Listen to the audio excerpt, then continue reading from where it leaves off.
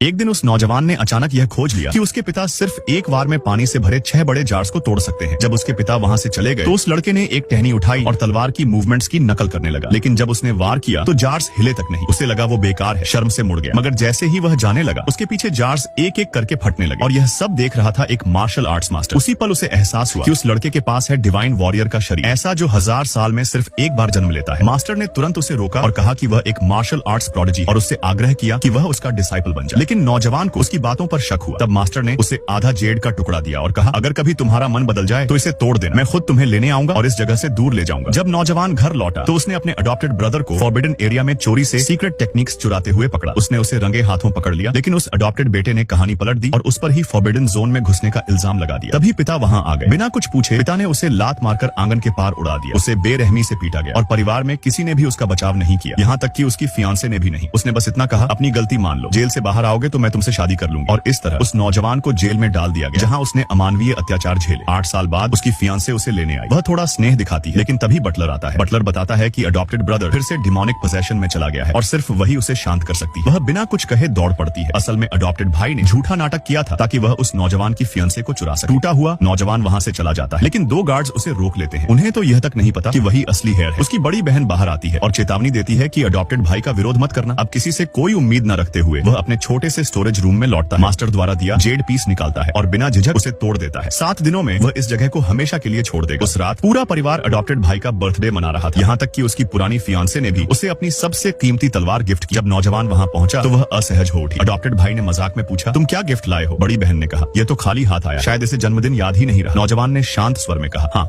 मैं कुछ नहीं लाया। पिता ने उसे बेअदबी के लिए डांटा और माँ ने उस पर अडॉप्टेड बेटे के ब्रेकडाउन का इल्जाम लगाया। अडॉप्टेड भाई मुस्कुराया और बोला, मैं भी उसे कुछ रिटर्न में दे सकता हूँ, उसकी फियांसे, वही सबसे अच्छा गिफ्ट होगा। फिर उसने ऐलान किया कि 3 दिनों में उनकी एंगेजमेंट होगी। नौजवान हैरान रह गया। उसकी पुरानी फियांसे ने कहा, कृपया हंगामा मत करो, उसने मेरी जान बचाई थी। वह यकीन नहीं कर पाया। असल में उसने ही अपनी जान जोखिम में डालकर डबल पैरासाइट ब्लड ट्रांसफ्यूजन से उसकी जान बचाई, लेकिन श्रेय अडॉप्टेड भाई को मिल गया और उसे अभी भी चैन नहीं था। एक रात जब नौजवान मेडिटेशन कर रहा था, अडॉप्टेड भाई अंदर आया और उस पर हमला किया, जिससे वह गंभीर रूप से घायल हो गया। उसने कबूल कि उसने कभी नियंत्रण नहीं खोया था, यह सब एक योजना थी, उससे सब कुछ छीनने की। नौजवान चुप रहा। 3 दिन बाद उसे मास्टर का संदेश मिला, हार्बर पर मिलो। उसी दिन अडॉप्टेड भाई की एंगेजमेंट सेरेमनी थी। जब नौजवान पहुंचा सब उसका मजाक उड़ा रहे थे। सब कहते, असली हेयर तो अडॉप्टेड भाई है, तू तो सिर्फ एक नाकाम इंसान है। हंसी के बीच उसकी पुरानी फियांसे ने सबके सामने अडॉप्टेड बेटे को किस किया। टूटा हुआ वह अपने कमरे में लौटा, आखिरी बार डबल पैरासाइट को देखा, सामान उठाया और बिना पीछे देखे चला गया। बाद में जब परिवार को पता चला कि वह चला गया है तो वे शिकायत करने लगे कि वह नाफरमान था। माँ ने बेटी से कहा, जाकर उसे ढूंढो। बेटी बोली, मुझे तो यह भी नहीं पता कि वह रहता कहाँ है। माँ को भी नहीं पता था, तो उसने बटलर से पूछा। जब उन्हें पता चला कि वह स्टोरेज रूम में सोता था, सब हैरान रह गए। माँ ने बटलर और बेटी को वहाँ भेजा। जब वे पहुंचे तो उन्हें वही डबल पैरासाइट